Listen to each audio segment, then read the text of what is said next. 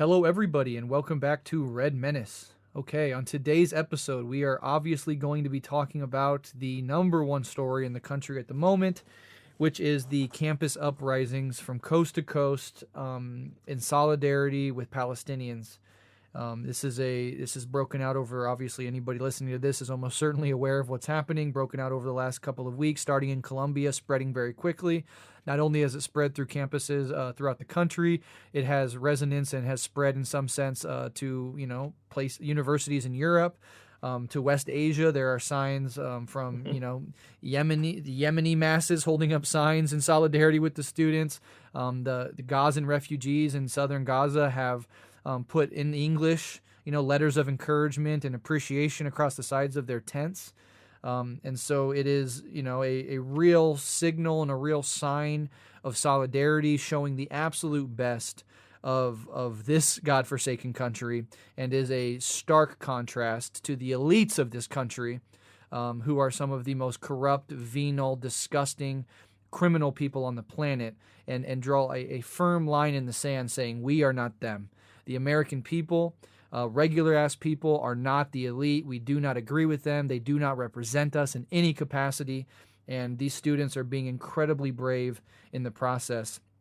Alyson, do you kind of, now that I've given the real bird's eye view, do you kind of want to flesh out some of the details, catch people up on what's happening, and we can go from there? Yeah, we can go ahead and talk kind of about the broader thing that is going on right now. So obviously, for the last, 7 months now, we have seen a very intense level of violence and genocide being committed in Gaza that has escalated continually, with Israeli troops continuing to move further and further into the south. As we talk about this, a potential invasion of Rafah is being discussed now. Netanyahu said today that even if they got the hostages back, they would still invade Rafah, which we all know that isn't surprising to anyone, but there is just a really high level of intensity going on with that. And in the United States, domestically, we have seen people take to the streets to push back against this. We saw mass mobilizations throughout the last 7 months. We saw millions of people in the street. We saw disruptions on April 15th, where the Golden Gate Bridge was shut down.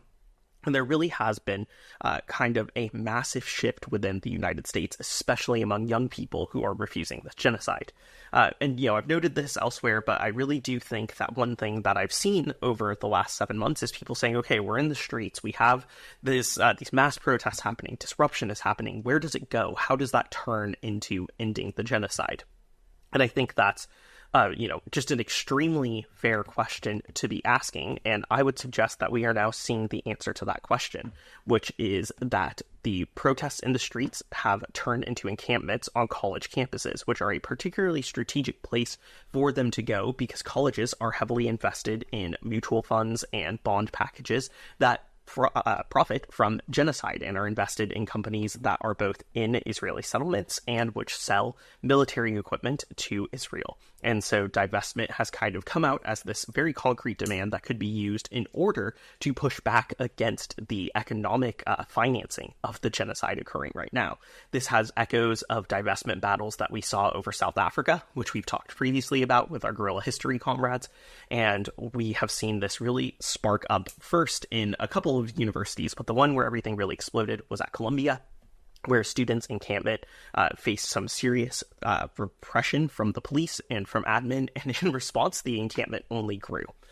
Everywhere we have seen this kind of repression take place, there have been significantly larger encampments that have taken their space. We saw this in Columbia. We saw this at USC, where the encampment was cleared within hours of it being set up, when it looked like there were only 50 or so people there. And by that night, there was a new encampment with hundreds of people. We have seen this at the University of Texas, Austin. All over the country, students are building these encampments. They are disrupting, and they are demanding divestment now.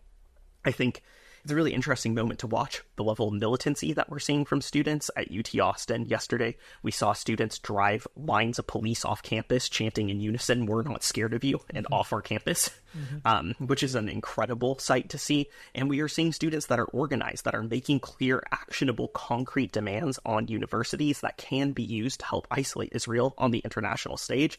And we are seeing really just a push here that is incredible. The more that these universities and the state apparatus push pushed back and tried to crush the encampments, the bigger they've gotten. And we have seen some incredibly militant actions from some universities like Humboldt, where students ended up really occupying much of the campus and refusing terrible compromises and bargains that the university offered to them. Many of them were raided last night. I would recommend going to Twitter to find the bail funds for those students. They definitely need the support right now. But yeah, the kind of big developments within the last 24 hours is that Columbia gave students a deadline to leave. Those students refused to leave, even though they were offered partial amnesty. In response, professors and faculty came out in support. Those students took what was previously called Hamilton Hall, which is a hall that was seized in the Uprisings in 1968, renamed it Hinds Hall after a 6-year-old Palestinian girl whose family was killed by the IDF and who was left in a car to die alone because no one could get to her to rescue her. They've renamed the hall after her. At this exact moment, as we are recording this, Columbia police are saying that they are going to raid again. And I just, right before starting this, was watching videos of people running through parks in New York City to get to the campus to be able to offer defense. We are right in the middle of this. Everything is getting very intense. I just got a text on my phone right now that UCLA issued a statement to the students that they have to vacate as well, or that there will be reprisal. Things are picking up, students aren't backing down, and that's where we're at. The last thing that I'll say on it, from a big picture thing, is, Brett, you mentioned that, the people of Gaza have made statements about this. We've seen signs thanking the students. I think the most mind-blowing thing that I've seen in the last few weeks is a statement from the PFLP praising American students and saying that Arab students in the Arab countries should take after the lesson of the Americans, which is the kind of thing I never thought I would see in my life, right? It's really been a wild thing to see what's happening here, and there will be a lot of discussion about where this is going, what the strengths and weaknesses of this moment are, but, that's kind of the general summary. I'm so unbelievably proud of all of these students. They have nothing but our absolute support. There is an incredible movement taking place right now, and it has teeth. Absolutely. Unwavering, uncritical support, love, solidarity from both Alyson and I. Hands down, representing the best of us. We can't say that enough.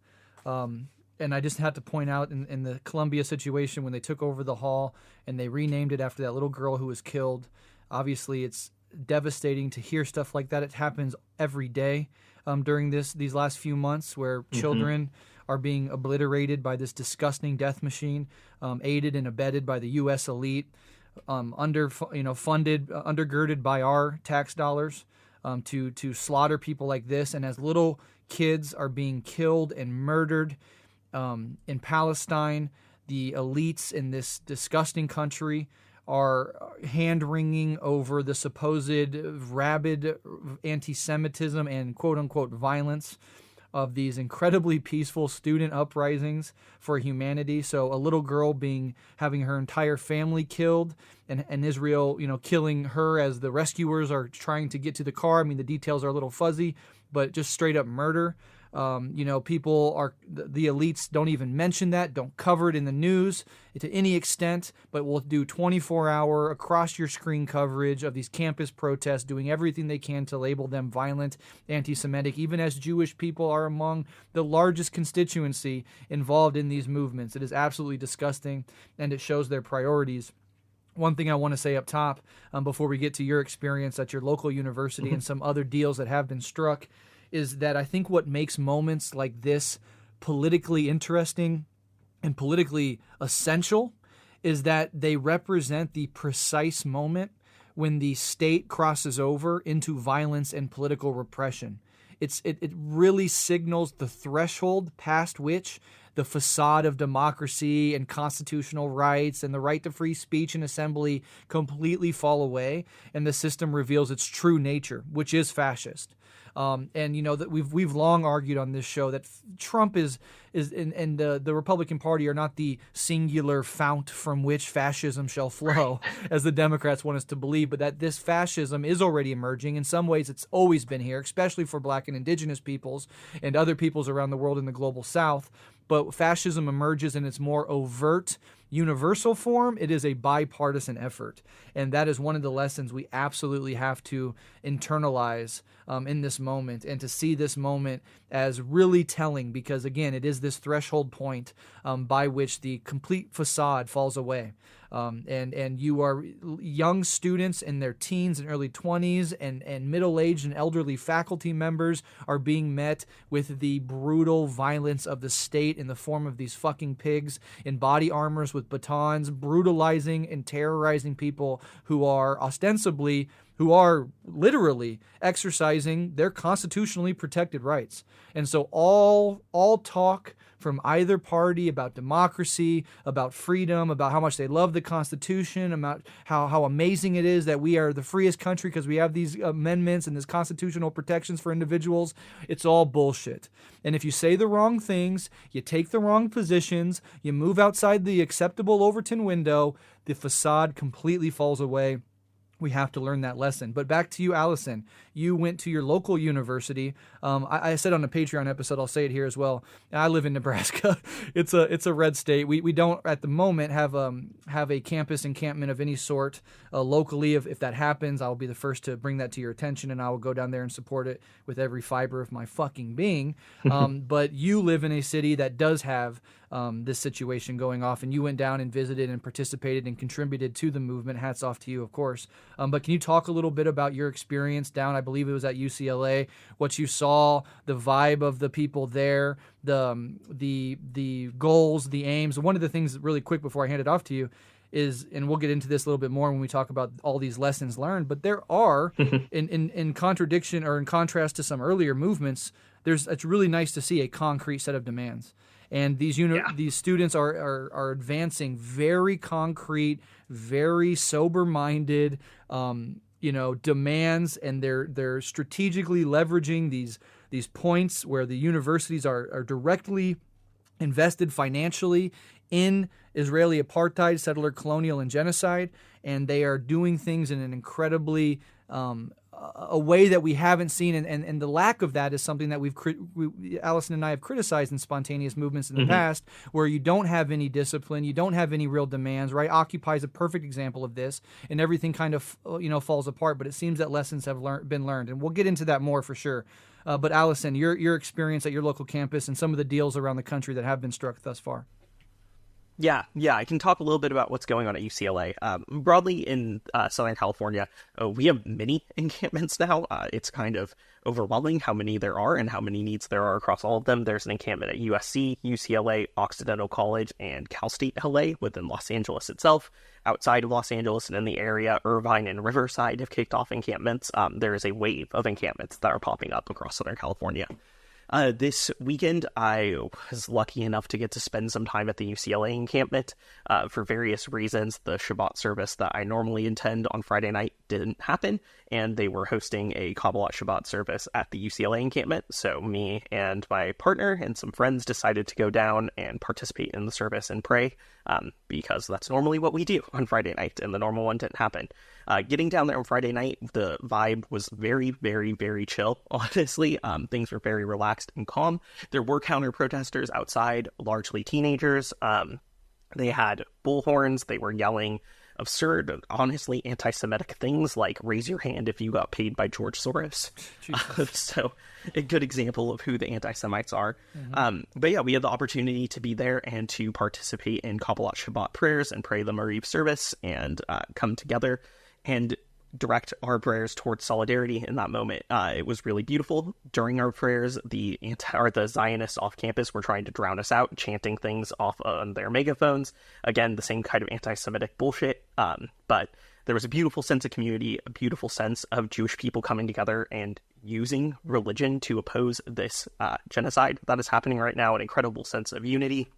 And then we stayed in the camp for a little bit longer while the Muslim students participated in their prayers, just kind of standing by, making sure everything was okay before leaving Friday night. Things were not particularly violent outside the camp. It was all very calm, and it was a beautiful display, honestly, of Jews and Muslims standing in solidarity together, mobilizing their religions alongside each other to fight this genocide. Really one of the most profound experiences that I've had in a long time.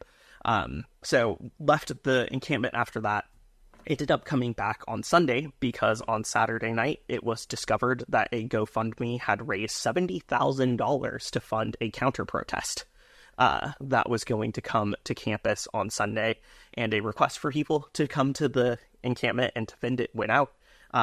That ended up being a little hectic there. There was the students in the encampment and a protest moving in outside of the encampment to defend it. I spent most of my Sunday inside of the encampment. Once a friend and I got in, they gave us some jobs to do. They had us distributing water to the protest team, or to the security teams that were on the barricades, distributing food and snacks to people, and then just kind of hanging out and watching as things went. Outside of the encampment, there was definitely a lot of violence. You can look at LA's People's City Council Twitter if you want to see a lot of that video. Zionists spitting on people, calling people the N-word, engaging in just the worst kind of sexualized insults too, chanting that they hope that we get raped. Just really the most horrific things. One of the jokes that the Zionists at UCLA seem to have latched onto is that in the encampment there are a lot of signs saying bananas are prohibited because a student has a deathly banana allergy. Mm-hmm. And the Zionists have been showing up with bananas to try to taunt that student and to try to make fun of the encampment for defending their life, right, from an allergy that could kill them. Disgusting. Just people. really vile Disgusting behavior. Yeah, honestly, there's no other way to put it. They had a big stage outside the encampment. Fucking piece of shit Jonathan Greenblatt showed up to speak, talked about how us on the other side were terrorist supporters, all of these things. You know, it's just exactly what you would think. But the students inside the encampment were incredibly disciplined and organized. I cannot emphasize this enough. They made sure that people in the encampment weren't getting pulled into fights with people outside of it, that there could be no pretense for sweeping it. And when the counter-protester event was ending and they were getting ready to leave, a call went out: if you're willing to get arrested, get to the barricade. If they try to come, we're going to defend it. And thankfully, they didn't come. Jail support information was taken down. It was incredibly organized. And I'm very thankful that, an attack on the encampment didn't happen. So that's a little bit of what I saw this weekend. Really incredible levels of coordination, really clear demands, really strong levels of discipline within the encampment, and people just very, very, very clearly understanding that the goal is divestment. The goal is not flashy optics. The goal is not provoking a fight for no reason. Everything has to be towards that demand of divestment. And as someone who was around for Occupy, let me tell you, that kind of attitude of having clear demands that everything is in service of is incredibly, unbelievably refreshing to see. And things have gotten intense at the UCLA encampment since then. Zionist teenagers have been showing up every night trying to jump the fence, trying to get in, trying to cause fights. Last night, a student walking by yelled "Free Palestine" at them, and they followed her across campus for several minutes, calling her a whore and a whole bunch of other terrible things. Just a lot of trying to start a fight. It honestly, to me, has very kind of like Fry Corps vibes. The police are not intervening in this, and when the police do come in response to the Zionists provoking things, the Zionists applaud them and cheer for them and say, yeah, okay, now it's their job. We saw similar things at ASU, actually, where the police cleared the encampment and then allowed frat boys to tear down the tents inside of it. So some self-deputization of young reactionaries in the United States definitely is at play, both at ASU and UCLA. And again, like I said, the message in Israel itself, right? Oh, yeah, absolutely, right? It's central to how settlements function. Exactly. And we are seeing that violence here. So, like I said, the message just went out in the Telegram for UCLA that the admin, put out a statement saying that it's unlawful, they need to disband, so we'll see where things go tonight. But that's what I saw this weekend. I saw discipline, I saw beautiful solidarity across ethnic and religious lines, and I saw people who are ready to do what they need to do to stop their university's funding of this genocide. Fascinating stuff, and that absolutely comports with my, from a distance, observing the situation incredibly closely. You do see that there is a difference here in from these previous spontaneous uprisings. It is in some sense spontaneous, right? It's sort of, it comes out of a natural organic reaction to watching, human beings be mass murdered. And of course, from Jonathan Greenblatt and the ADL's perspective, the mass murder of human beings is not terrorism. It's the protesting of it that is terrorism. Disgusting, despicable people, and really just tells the lie to the entire Anti-Defamation League, what they really stand for. Completely been discredited, and I hope everybody understands understands that. But one of the things that showed me that there's a different level of organization is that there seems to be real media discipline, because in any of these events, there are always these fucking freaks and wannabe influencers and Twitter personality reactionaries who want to go into these events and they want to agitate. They want to come and they pretend they're a journalist. Just because you have a fucking iPhone and you can push record doesn't make you a journalist. But what you see in this movement, and you haven't seen in some other movements, is that there's a spokesperson sort of discipline where the regular people won't talk to you.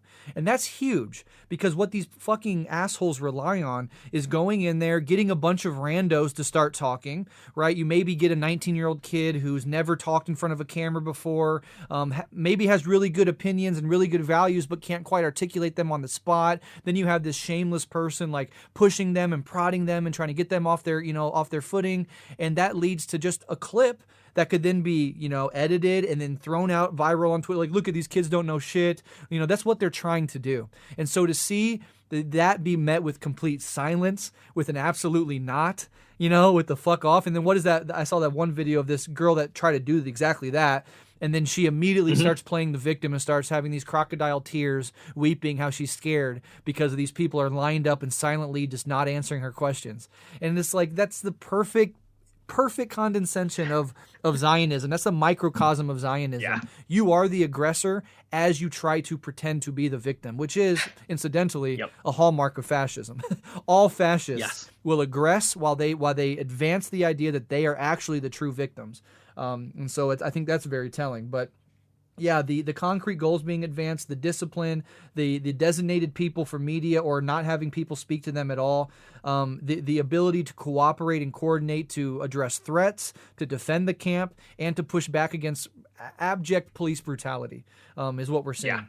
Yeah. And to be able to do that bravely when you're out, when you're squaring off with police and you're like 19, 20, 21 years old, like this might be the first physical altercation you've ever been in. And it's incredibly scary. They have guns. They have the power of the law behind them. They can, take you to jail. You can get doxxed, all this stuff. And to see the courage, to see the cooperation, the coordination, it's absolutely beautiful, and it's thrilling, and all hats off for sure.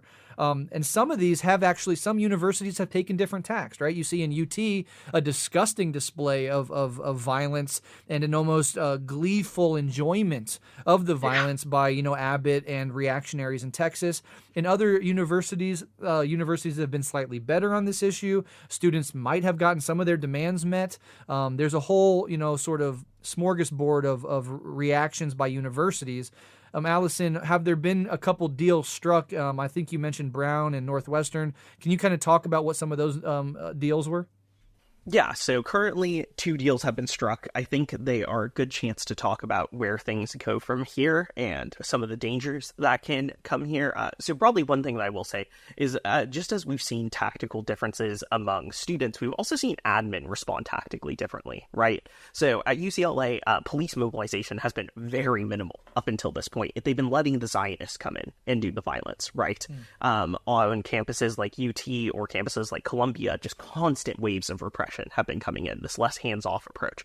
So we've been seeing admin take different approaches, and at a number of camps, admin has entered into negotiation with students. I don't think that's a bad thing. Negotiation is one of the ways you can get your demands met, right? You're going to have those conversations eventually. But there are 2 deals that we've learned about in the last 24 hours that I think get at where things are going to start getting more complicated. And I think we're going to see in the next, 48 hours or so more situations like this. And it will be very fascinating to see what the students decide on.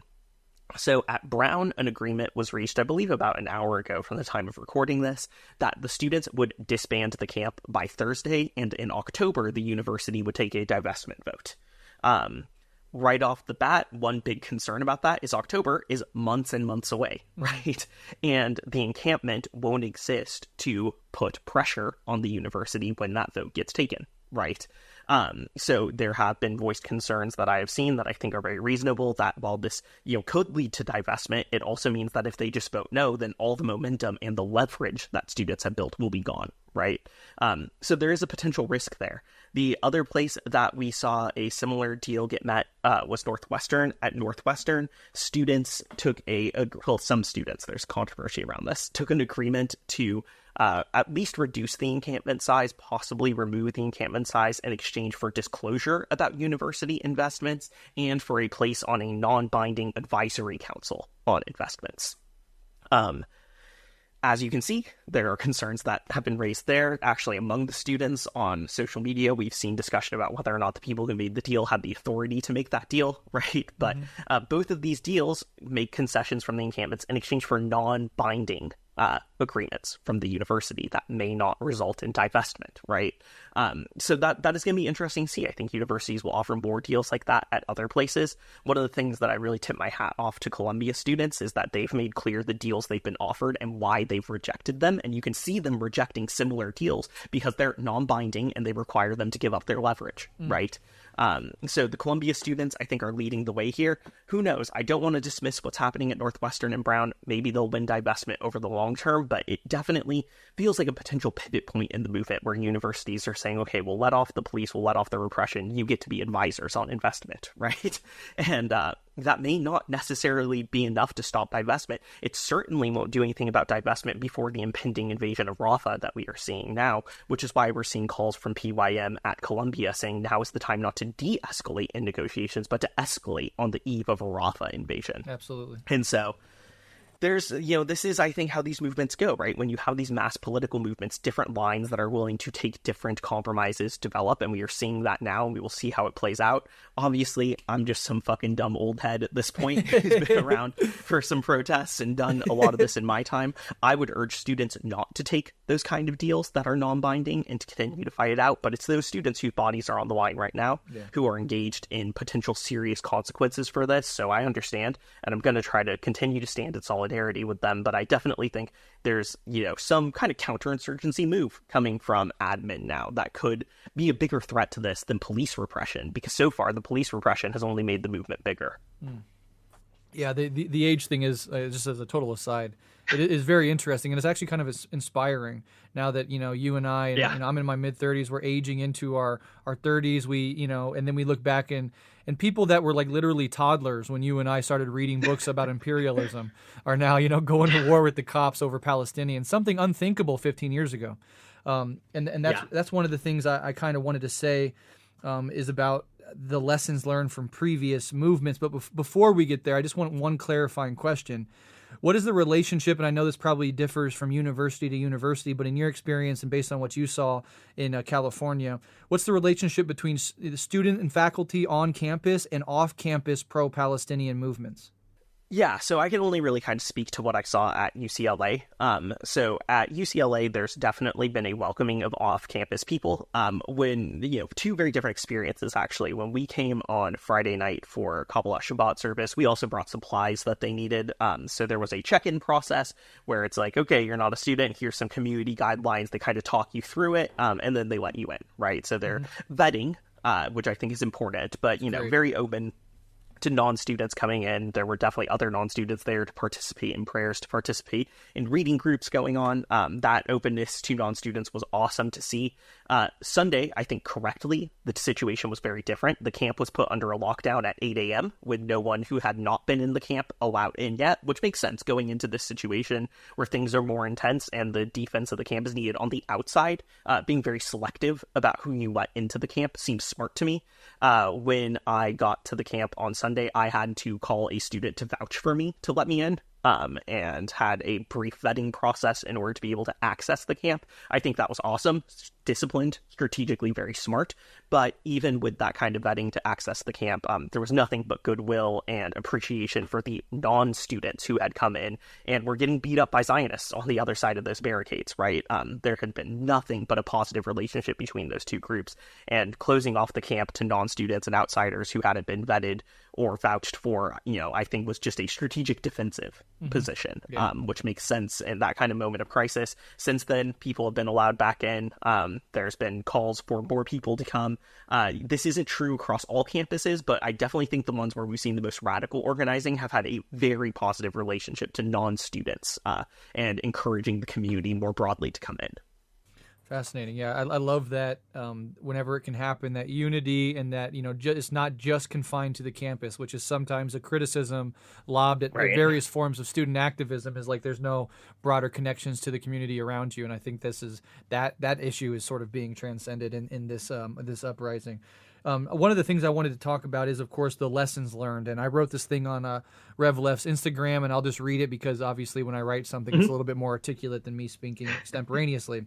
But I just basically said that I love how this campus uprising carries forward elements of previous movements of the past 2 decades or so here in the United States.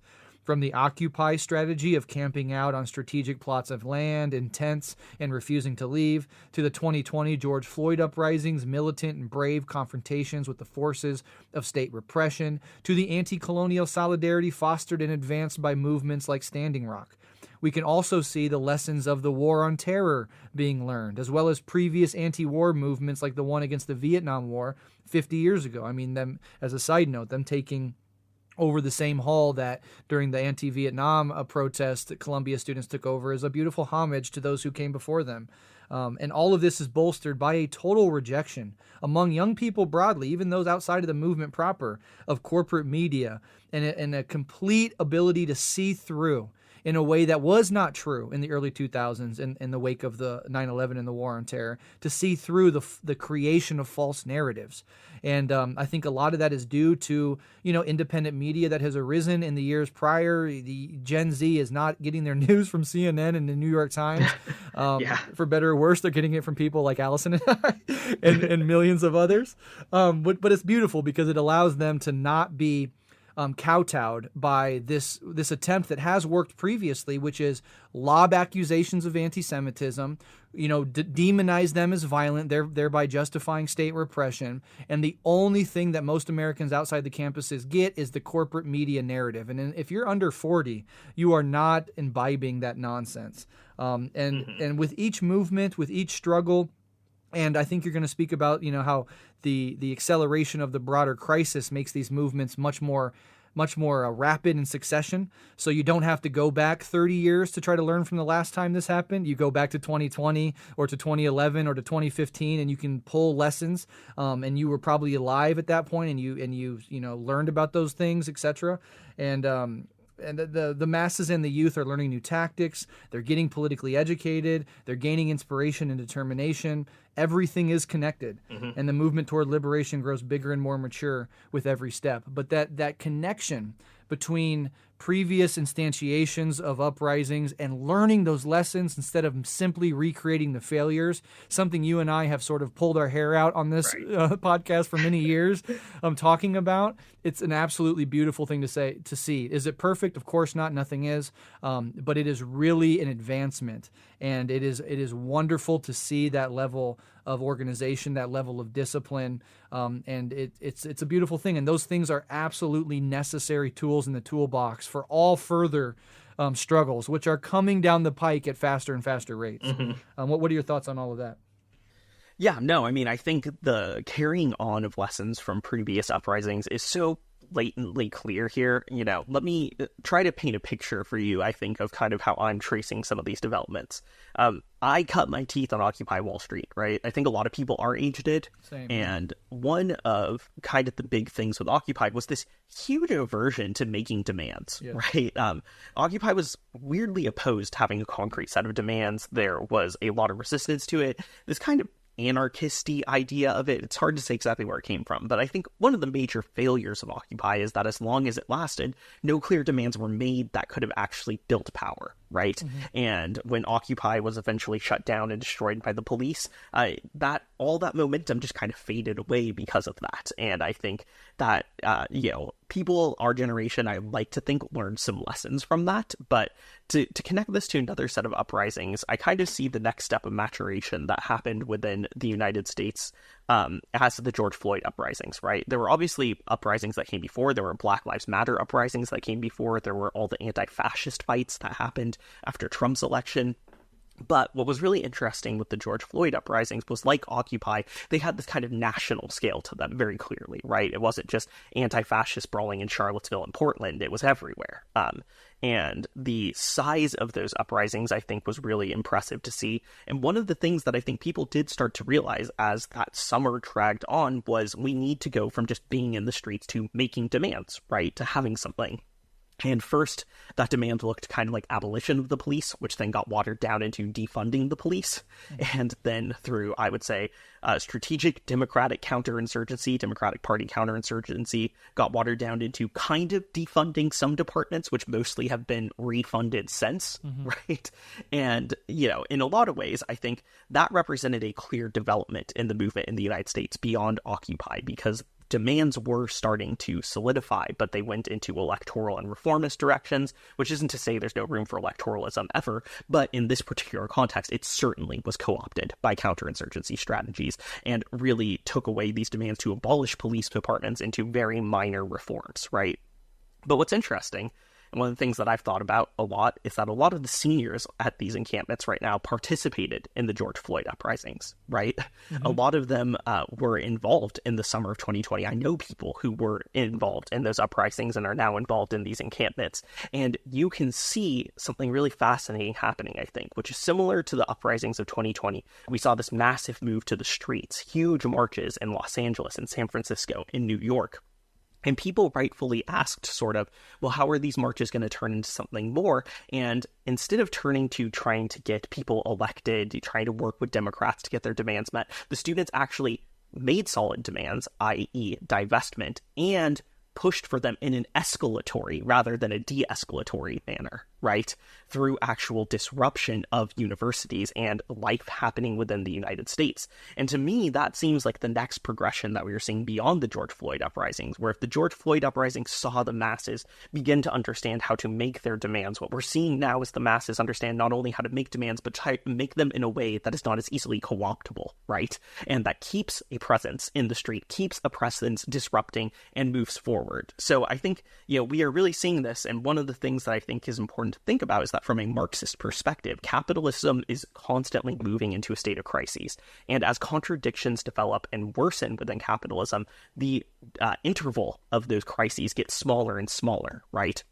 And so now we have these kind of uprisings happening within the United States at such a frequent rate that people are able to carry these lessons over, right? And the same generation is able to fight in multiple of these and build on them and move in directions. And it's kind of in that regard that I see just a profound amount of hope in what is happening right now, and in the younger generation really, really, really building on the past 20 years in ways that are incredible to watch. Absolutely. I agree with all of that.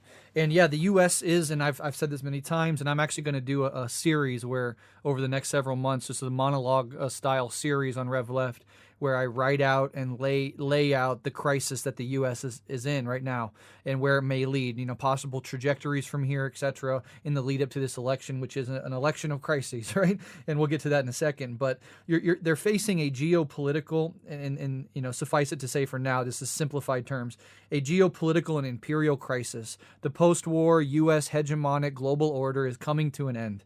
And that presents, and you can see the U.S. and its allies become overstretched, right? In Europe with Ukraine's proxy war against Russia, Israel-Gaza situation, the possible Taiwan-China situation, China more writ large, trying to contain China. It's and you know, having to get out of Afghanistan in part to be able to face these other threats. And alongside that material stretching out of their capacities is also an ideological awakening inside the country and around the world, that all of the things, the ideological narratives that the U.S. and its allies used to promote no longer work on more and more people, especially young people. So there's this geopolitical and imperial crisis, and Israel is a real flashpoint in that, because Israel really is this sort of cornerstone of U.S. imperialism, particularly in the region, but writ large around the world much more broadly. Israel is every negative thing the U.S. has done in the last 75 years, Israel has been at its fucking side, and vice versa. And so we're seeing that be incredibly threatened at a deep level. And on top of that geopolitical imperial crisis, they have an internal crisis, multiple crises internally. You have a class crisis where, and Alyson and I was thinking about this the other day, when COVID happened, Alyson and I made a strong point to say, what is going to happen from this? What you're going to see is a process of proletarianization. You're going to see people pushed out of the quote unquote middle class down into the lower echelons of the working class. You're going to see poor people end up on the fucking streets. You're going to see small business owners get incredibly angry as they're pushed back down into the proletarian position. And you're going to see a monopolization at the top of fewer and fewer hands controlling more and more of the wealth, the assets, and political control of this country. And I just have to say, 4 years on, Alyson and I were spot on. So you have that class crisis. You have homeless people in every single major city stretching for blocks. You have insane levels of inequality not seen since the Gilded Age, etc. You have a generational crisis. The ideas, the values, the material realities of young people are in direct, concrete opposition to the people, the gerontocracy that actually rules this society. The boomers that have taken fucking everything, have plundered several generations of the future so that they can live lives of extreme comfort and are now completely unwilling to cede any sort of political control to anybody younger than fucking, ancient, anybody younger than 50 or whatever. And that's not just a mere shallow generational point. That's a material point, because the boomers and the people in power materially came up in a much different environment. They have a much different ideology than young people who have come up in a totally different material environment and therefore have generated much different principles and values and ideologies. And that clash between young Americans coming up who have their entire fucking futures on the line, who can't ever think of themselves as owning a house, who can't access healthcare, who see the world fucking burning, and who see the money that should be spent on solving problems here at home, housing, healthcare, homelessness, and a million other fucking problems, making it rain on fucking Zelensky and Netanyahu while we suffer at home. And that's just a couple of the internal contradictions, not to mention the contradictions among the ruling elite themselves in the form of this panic over Trump, as if, Trump represents like this uncharted territory, completely unacceptable, and the other side of the ruling class represents real democracy, and it's all bullshit. And then they're losing grip on the media narrative. That's another contradiction. The rise of independent media, the rise of a communicative technology that allows people to see what's actually happening and go around and under and over the corporate media that used to have a complete, grip on the narrative. So these crises are all happening at once. And that is what we are fucking living through. I was saying on a recent episode that 9/11 was the shot across the bow, sort of like symbolically representing the beginning of this crisis period. In 2008, as my friend Matthew Furlong said, was a hole in the hull. It was like a torpedo to the hull of the ship. The crisis starts properly in 2008. And we are living through that protracted process. And so that is, I think, the broader context that's happening, and that's precisely why we're seeing a much more accelerating and rapid succession of these uprisings of various types, right? Occupy was different than Standing Rock, was different than George Floyd, is different than these campus uprisings. They're all actually addressing slightly different issues, but now people are seeing how they're all deeply connected as well. And so that is an advancement, and at the same time, things are going to get uglier before they get better. That's for sure. Another thing I wanted to say about the George Floyd uprisings is keep an eye out for an episode coming out. We've already recorded it. It's going to drop soon with the authors Tu Black and Razul Mowat, who just co-authored a book called Laundering Black Rage, in which they do a really deep material analysis of all of American history, and how the co-option and opportunism happens for these movements, but particularly the 2020 movement. They talk about opportunism, they talk about corporate advertisement, Democratic Party co-option, and it's a really interesting dive into that movement that we can pull even more lessons from. So keep an eye out for that. I think that's interesting. But one of the other things that I've noted in this crisis period, and particularly in these campus uprisings, is that, just like I always make this analogy, just like emotionally, if you repress something within yourself, some trauma, some insecurity, it has a way of coming out in a neurotic and unhealthy fashion. And so emotionally, we're taught, like, if you want to have a healthy emotional life, you have to face your traumas, face your insecurities, in Jungian terms, you have to integrate your shadow, whatever. That's also true politically and collectively, because this movement is being immediately met with brutal attempts to repress it. The Zionists and the American elite want to squash it, but by their very attempt to squash it, they make it spread. It's like when you light shit on fire and put it on a porch, somebody tries to stomp it out, their shoe catches on fire. That's what we're watching the American elite attempt to do. And the wildfire only spreads every time they try to tighten their grip on it and strangle it in its crib. And I think that is another feature of the crisis and of them losing control. They're trying to unleash brutality and their narratives to squash the movement, but the very attempt to do so only generates more solidarity, only generates more campus uprisings, and that is precisely a hallmark of their declining power, their declining grip over this society, its narratives, and its material reality, and this crisis coming to a head. Because the crisis I described is coming to an head. We're living in the process, but whatever, 5, 10, 15 years, somewhere in there, this thing is going to come to some sort of resolution. If not all the contradictions, some of the major ones are going to come to a head and have to be resolved in one way or another. And we are living through this, decades-long process by which those contradictions mount and mount and mount until the only thing that can happen is that they need to get resolved at some level. And we're not there yet. And the ride to that point is going to continue to be incredibly fucking bumpy. So buckle up, but be ready to fight as well. Yeah, no, I think all of that's fantastically said. And I think really the thing that stands out to me so much, the thing that makes me feel profoundly hopeful is exactly like you said, the more repression they're mobilizing, the bigger this gets. Right? Every time they try to crack down, new encampments pop up. Every time Columbia has tried further repression, more people have showed up, more faculty, more community members. The encampment has grown, the protests have grown, and that is an incredible thing to see. I cannot even begin to explain watching some of the footage out of UT Austin of them pushing police off the campus. It's an incredible thing to see. And I think one of the funniest little moments that I saw in a clip because at some point police threw flashbang grenades, and you can hear one student in the video say, "It's just a fucking flashbang. It doesn't do anything." Right? It's just like utter lack of concern with what is being used against them. This bravery and this courage to be able to face down unbelievably violent state troopers in Texas, right? It is really incredible to watch. It is really, really something to see how the students are not backing down in light of that.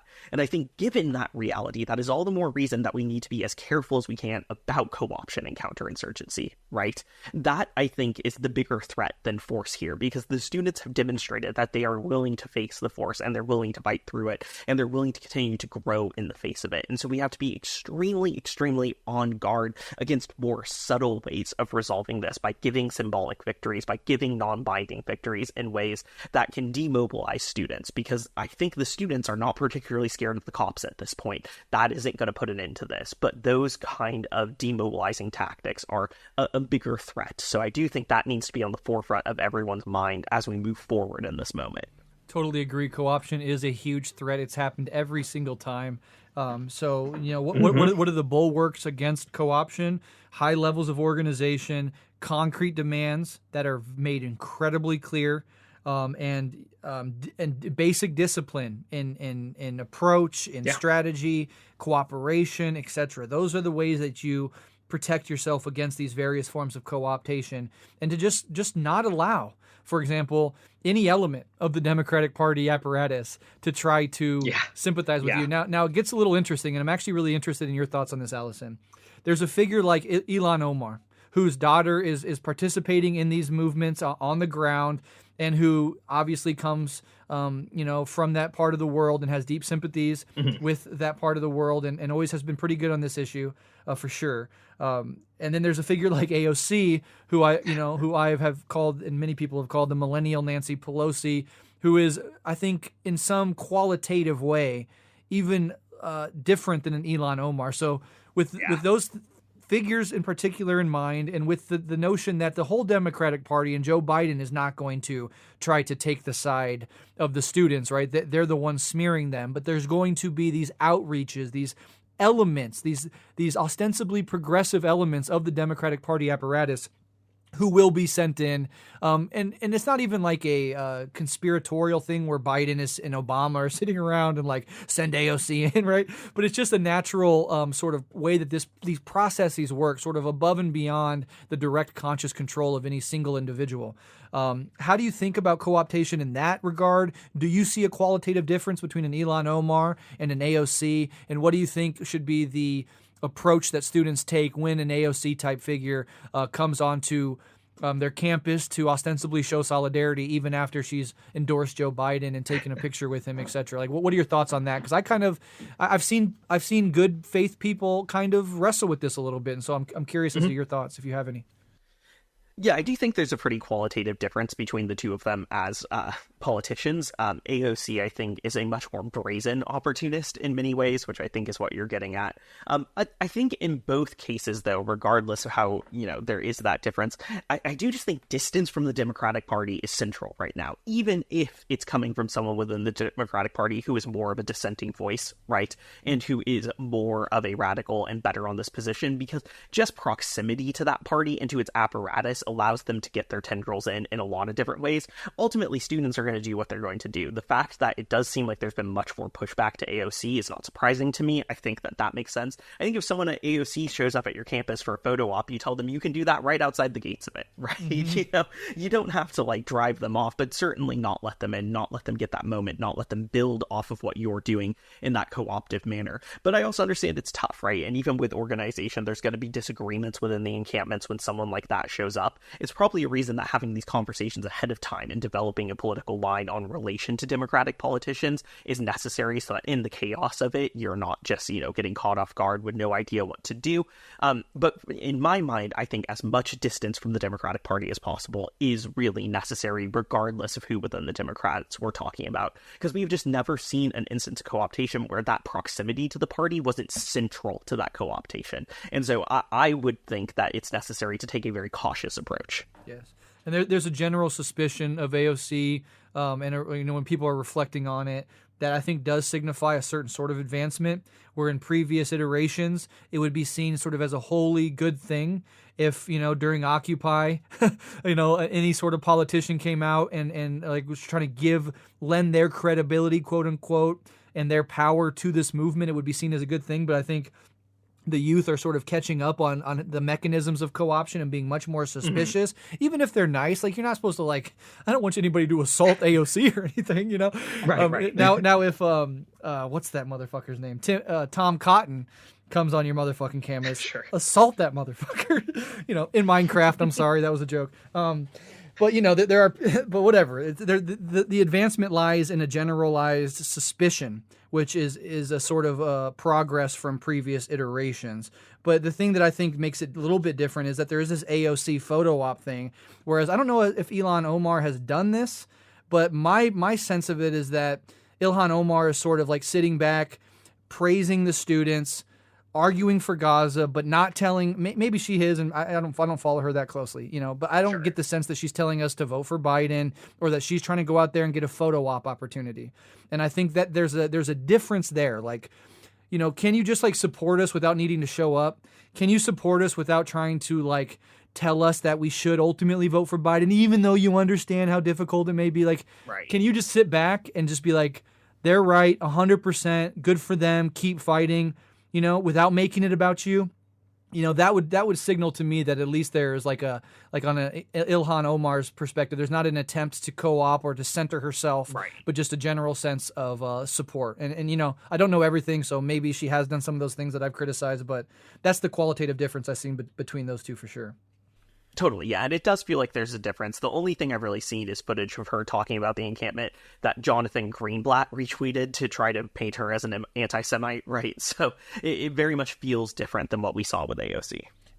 And Omar always gets fucking slandered, and the racism is just so obvious with her and shit. And of course, AOC, all politicians face that sort of stuff, but Omar has been repeatedly the whipping horse of the American elite, right, for many years now on many different fronts, and so I'm a little bit more sympathetic to her. Right.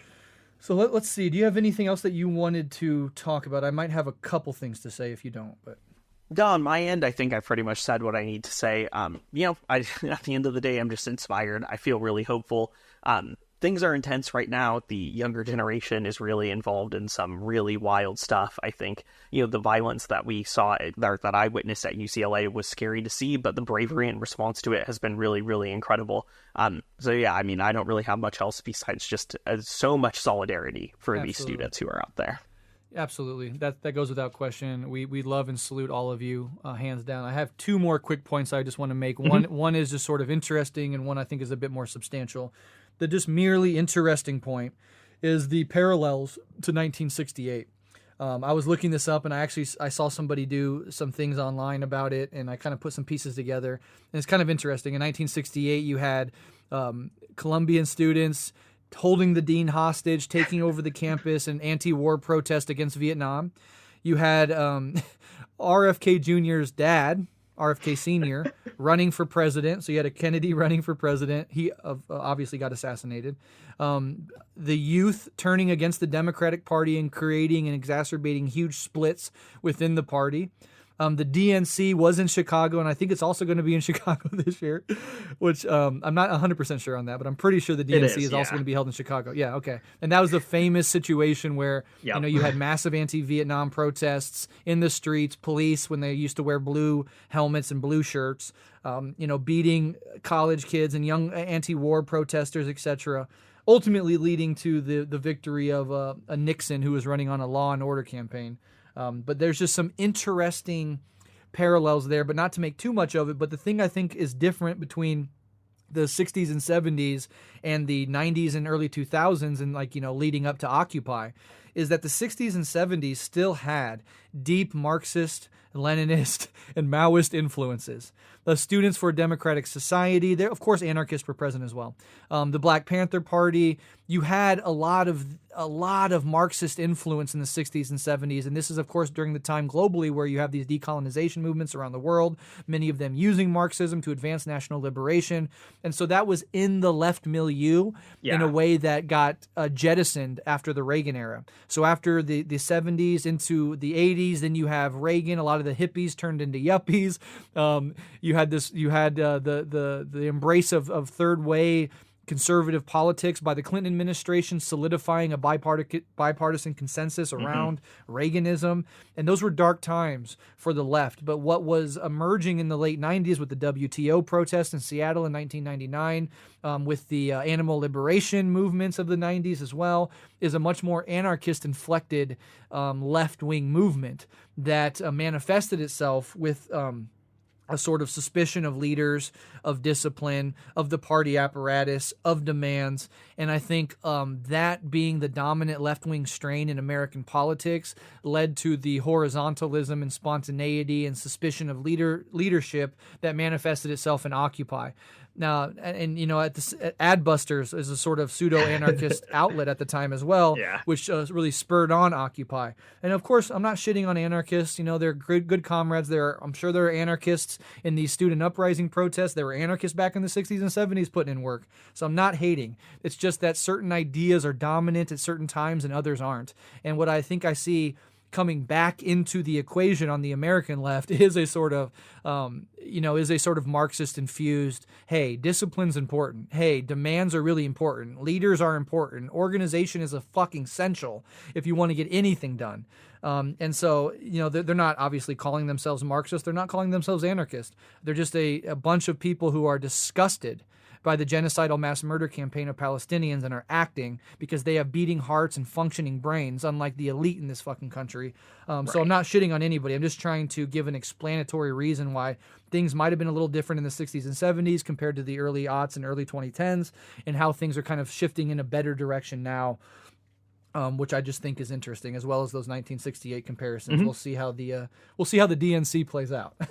The last point the last point I want to make is zooming out and reintroducing what's going on geopolitically, what Israel is planning on doing. You mentioned the imminent invasion of Rafah, which they've pushed all the Gazans from the northern and middle parts of the Gaza Strip down into the south. There's not enough resources. They've cut off their food and water. We know the horrific stories of what's going on. They've been bombing them all the time, and now they're going to do an invasion on the ground into Rafah, which seems pretty much unavoidable at this point. And that is going to be absolutely fucking catastrophic if this entire fucking thing has been catastrophic, but that's going to be catastrophic. Now, there have been negotiations this entire time in the background. Hamas leadership through the Qatari government negotiating with Israel and the United States.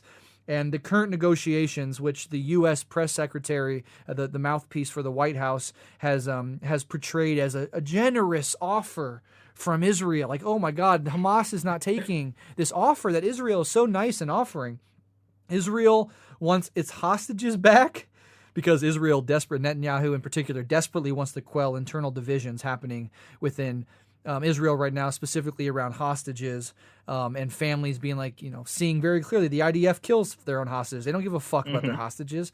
And that's causing a lot of turmoil and chaos internally within Israel. So what Israel is offering and America is pretending like this is some beautiful fucking thing, give us the hostages back and we'll give you a 40-day ceasefire. That's what they're acting as, like this generous fucking negotiation move by Israel. But the truth is, Israel wants obviously its hostages back just to quell internal divisions so it can clear the way for an unimpeded, final Nakba in Gaza, including and especially centering around this invasion into Rafah. And so that's what they want to do. And that's a clear, cynical fucking move that the Hamas leadership clearly sees from a mile away and understands. What does Hamas want? Hamas wants a permanent ceasefire.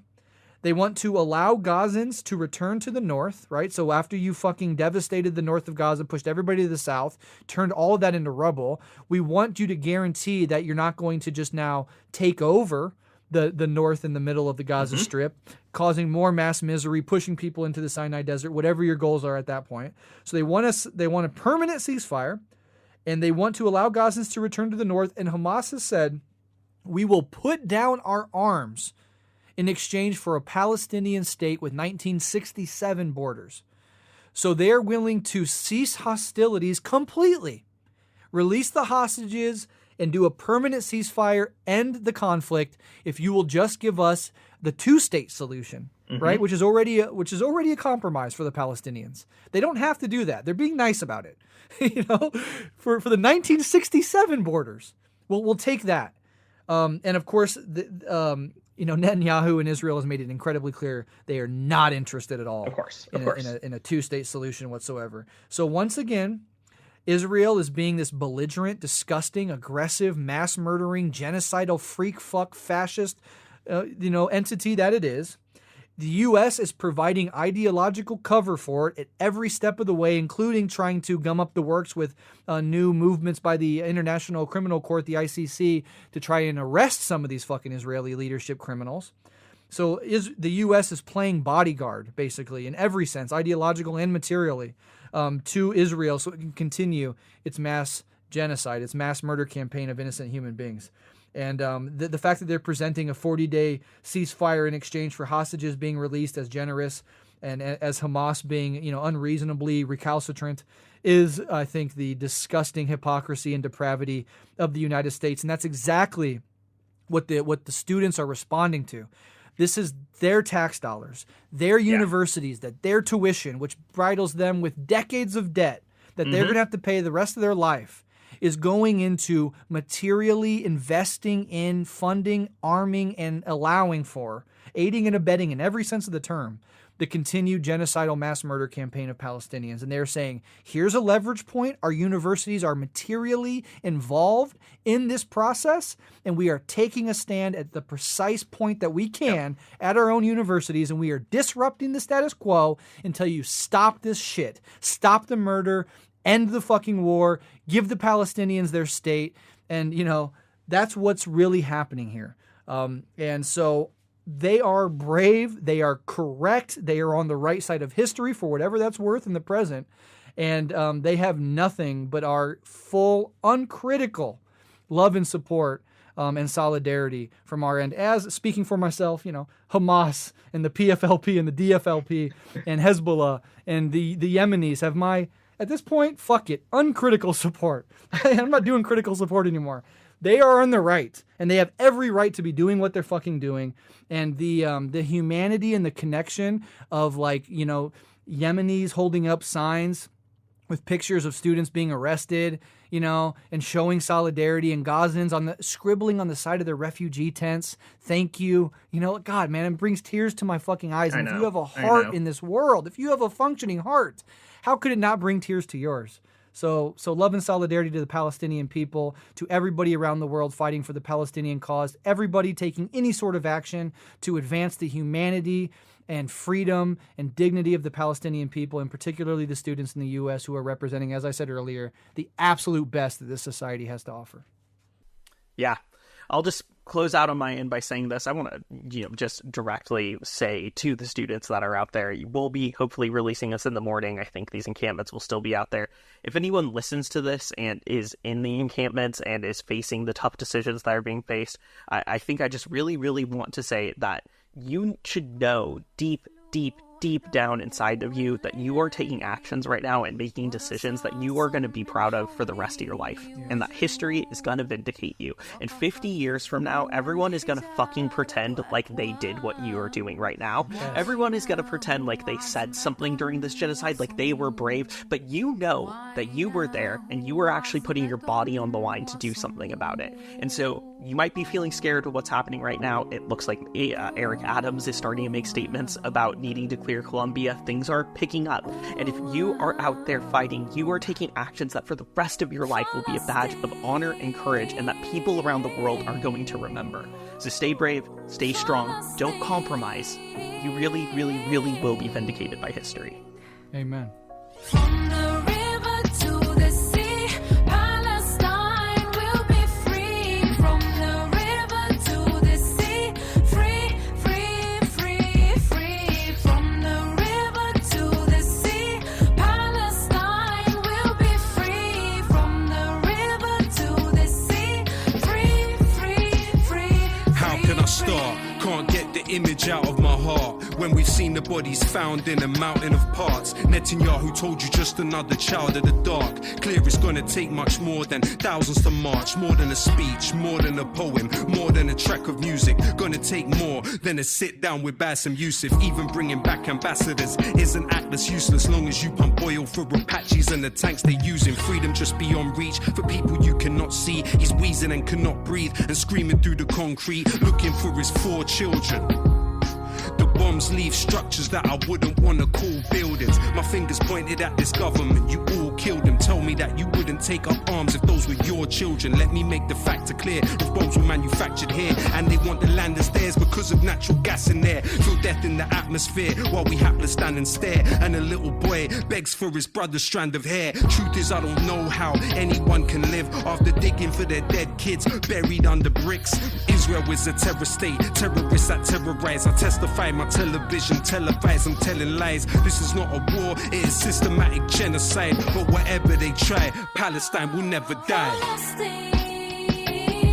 They're not prepared to face the pain, so they're scared to say your name. They're not prepared to face the pain, so they're scared to say your name. They're not prepared to face the pain, so they're scared to say your name. They're not prepared to face the pain, so they're scared to say your name. From the river to the sea, Palestine will be free. From the river to the sea, free, free, free, free. From the river to the sea, Palestine will be free. From the river to the sea, free, free, free, free. They bomb churches and paramedics, it's hurting. The panic spreading. Hospitals where the doctors do C-sections, no anesthetics. The pressure is manifesting, humanity stands connected. Masses seem apathetic and actually just accept it. When our grandchildren ask us, what did we do to stop it? I'm determined to say I did more than make music on it. It's why we shut down arms factories. You can try stopping us. Palestine action's the opposite of white phosphorus. We tell them on the television, but they never listen. Tell Piers Morgan that resistance isn't terrorism. They want them fled or missing. death or prison, endless killing. I seen a father hold his baby up, their head was missing. Imagine demolition of home where your parents living. Kings won't say a thing, but at least we know that Yemen's with them. Ethnic cleansing, it ain't hard to see the stages, but Gaza, Al-Azza, graveyard of the invaders. Ears close to the savagery, clear though when there's clarity. The journalists and doctors are heroes of humanity, as sordid and as gory as this story is for now. Are they depopulating Gaza for Ben Gurion's canal? Israel is a terror state, terrorists that terrorize. I testify my television, televise, I'm telling lies. This is not a war, it is systematic genocide. But whatever they try, Palestine will never die.